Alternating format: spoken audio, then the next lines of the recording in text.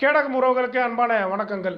முக்கிய செய்தி தான். அதாவது தமிழ் நடிகர்கள் உட்பட பல நடிகர்கள் விரைவில் அமலாக்கத்துறையால் கைது செய்யப்பட போகிறாங்க.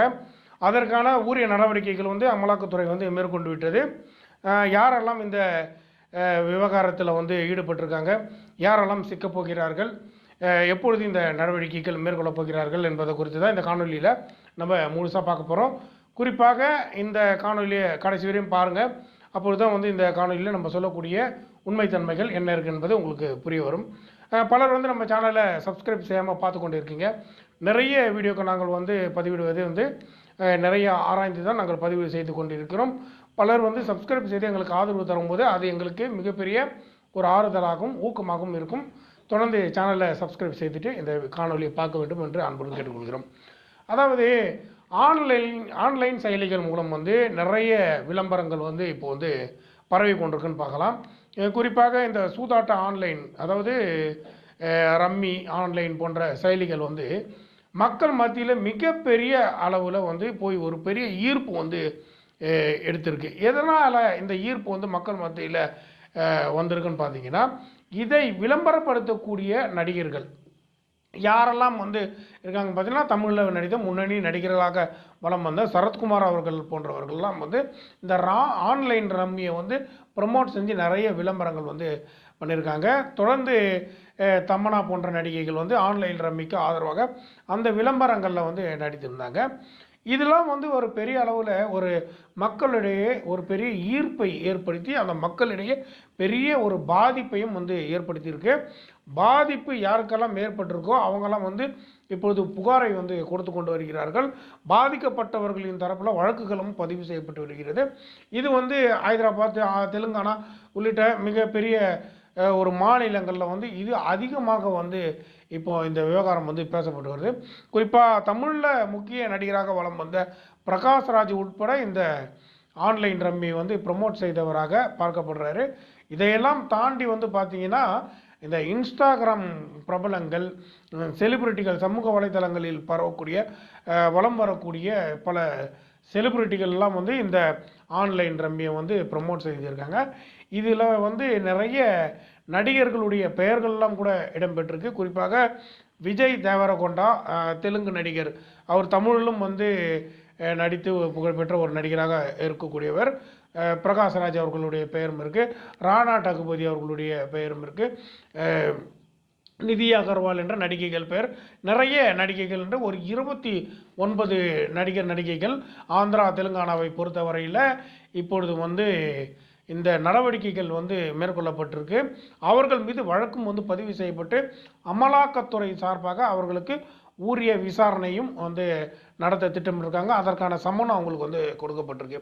இதனை தொடர்ந்து தமிழ்நாட்டை பொறுத்தவரையில் இந்த ஆன்லைன் ரம்மியை பொறுத்தவரையில் மிகப்பெரிய அளவில் பாதிப்பு ஏற்பட்டிருக்கு. ஏன்னா கடந்த ஒரு 4 மாதங்களுக்கு முன்பு கூட இந்த ஆன்லைன் ரம்மியால் மணலியை சார்ந்த ஒரு தம்பதியினர் மரணித்து போனாங்க. அவங்க தற்கொலை செய்து கொண்டாங்க.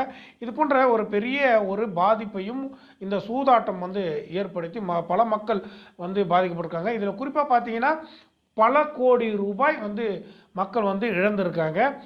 குறிப்பாக இதில் அந்த விளையாட்டை விளையாடக்கூடியவர்கள் பலர் தங்களுடைய நகைகளை அடமானம் வைத்து தங்களுடைய அந்த சேவிங்ஸு, பேங்க் அக்கௌண்ட்டில் இருக்கக்கூடிய சேவிங்ஸு, ஒருத்தர்லாம் சொத்தை விற்றே இந்த ஆன்லைன் ரம்மியில் பல கோடிக்கணக்கான பணங்களை கொட்டியிருக்காங்க. மிகப்பெரிய அளவில் இந்த ஆன்லைன் ரம்மியில் பெரிய மோசடியில் சிக்கி அவங்க அதிலிருந்து வெளியே வர முடியாமல், மீண்டு வர முடியாமல் தற்கொலை செய்து கொண்ட எண்ணிக்கைகள் தொடர்ந்து உயர்ந்து கொண்டே வருவதை பார்க்கலாம். ஸோ இதுக்கும் இப்போது இந்த நடிகர்களுடைய விளம்பரத்துக்கும் என்ன சம்மந்தம் இருக்குது அப்படின்னு பார்க்கலாம் நீங்கள். ஆனால் இதில் அதிகமாக இந்த விளம்பரங்களை பார்த்து ஈர்ப்பின் காரணமாக தான் இந்த விளையாட்டில் போய் அவங்க ஈடுபட்டிருக்காங்கன்றது தான் இப்போது பாதிக்கப்பட்டவர்களுடைய ஸ்டேட்மெண்ட்டாக இருக்குது. குறிப்பாக நடிகர்கள் கொடுத்த அந்த நம்பிக்கை, அந்த நடிகர்கள் கொடுத்த நம்பிக்கையால் தான் இவர்கள் இந்த ஆன்லைன் ரம்மியில் போய் ஈர்ப்பில் அதில் விளையாடி பணங்களை இழந்ததாக பாதிக்கப்பட்டவர்கள் புகார்களை தொடர்ந்து கொடுத்து வராங்க. அப்படி பார்க்கும்போது இந்த நடிகர்களுக்கு எது மாதிரியான பண பரிவர்த்தனைகள்லாம் செய்யப்பட்டது? ஏன்னா ஒவ்வொரு நடிகர்களும் இந்த விளம்பரத்தில் நடிப்பதற்கு கோடிக்கணக்கான பணங்களை ஊதியமாக பெற்றிருக்காங்க. யாரெல்லாம் இந்த ஆன்லைன் அதாவது ஜங்கிலி ரம்மி, ஜிட்லி, அப்புறம் லோட்டஸ் 365 பல ஆன்லைன் செயலிகள். இது மூலமாக நிறைய இந்த விளம்பரங்களில் நடித்த பல நடிகர்களுக்கு கொடுக்கப்பட்ட அந்த சம்பளங்கள், ஊதியங்களை வந்து இப்போ அமலாக்கத்துறை வந்து அதை விசாரணை செய்து வருகிறது. அவர்களுக்கு பேங்க் மூலியமாக எவ்வளவு பணம் வந்து கிரெடிட் செய்யப்பட்டிருக்கு, காசோலையாக எவ்வளவு கொடுக்கப்பட்டது என்றெல்லாம் வந்து இப்போ வந்து விசாரணைகள் வந்து முடக்கிவிடப்பட்டு மிகப்பெரிய அளவில் இந்த விவகாரம் வந்து பெரிய அளவில் பூதாகரமாக மாறி இருக்கு. இப்போது சரத்குமார் அவர்கள், பிரகாஷ்ராஜ் அவர்கள் கொடுக்கக்கூடிய விளக்கங்களை பொறுத்தவரையில் மக்களிடையே வந்து ஒரு பெரிய அளவில் ஒரு எதிர்ப்பு வந்து கிளம்பியிருக்குன்னு சொல்லலாம். ஏன்னா சரத்குமார் அவர்களை பொறுத்தவரையில் இந்த ஆன்லைன் ரம்மி செயலிகளை ஏன் அரசு தடுக்க தவறியது என்ற கேள்வி வந்து 2022ஆம் ஆண்டே வந்து அவர் வந்து எழுப்பியிருந்தார். குறிப்பாக வந்து பார்த்திங்கன்னா ஆன்லைன் செயலியை வந்து இந்த அரசு வந்து அனுமதித்ததால் தான் நான் வந்து இந்த ஆன்லைன் ரம்மி விளம்பரத்திலே நடிக்க ஒப்புக்கொண்டதாகலாம் சரத்குமார் அவர்கள் தெரிவித்திருந்தார். இதையெல்லாம் எவ்வளவு காரணம் சொன்னாலும் கூட இது மாதிரியான நடிகர்களை பார்த்து பின்தொடரக்கூடிய பல பொதுமக்கள் இதில் பாதிக்கப்பட்டிருக்காங்க. நிறைய பேர் இந்த ஆன்லைன் செயலியால் பணத்தை இழந்திருக்காங்க. வீடு உடைமைகளை அனைத்தும் வந்து இழந்து இப்பொழுது நடுத்தெருவில் நிற்கக்கூடிய பல சூழல்கள் வந்து ஏற்பட்டிருக்கு. 5 வழக்குகளுக்கு மேலாக ஆந்திராவில் வந்து தெலுங்கானாவில் பதிவு செய்யப்பட்டிருக்கு. தொடர்ந்து தமிழகத்திலும் வந்து அதிகப்படியான வழக்குகள் பதிவு செய்யப்பட்டு வருகிறது. இதில் யாருடைய பெயரெல்லாம், எந்தெந்த நடிகைகளுடைய பெயரெல்லாம் இடம்பெறும் என்பதை இந்த இடத்துல கவனிக்கக்கூடியதாக இருக்குது.